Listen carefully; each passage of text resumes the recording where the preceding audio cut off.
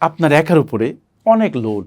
আপনার যিনি বস আছেন তিনি টাইম টু টাইম আপনাকে এক একটা নতুন কাজ দিয়ে যাচ্ছেন, কিন্তু সেই কাজ আপনি শেষ করতে পারছেন না, অথবা কখনো কখনো কিভাবে করতে হয় কাজটি সেটাও আপনি বুঝতে পারছেন না। সেই ক্ষেত্রে এই যে আপনার অপারগতা, আপনি যে কাজটি করতে পারছেন না, সেটি আপনার বসকে সুন্দর করে বুঝিয়ে বলুন।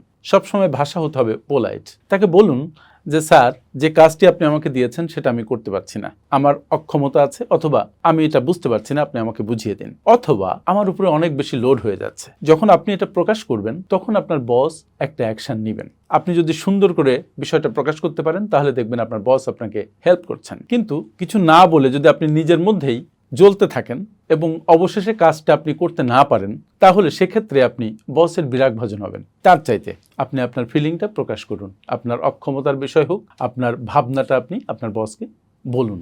তাহলে আপনার কর্মপরিবেশ ঠিক থাকবে, আপনার প্রোডাক্টিভিটিও ঠিক থাকবে। Thank you.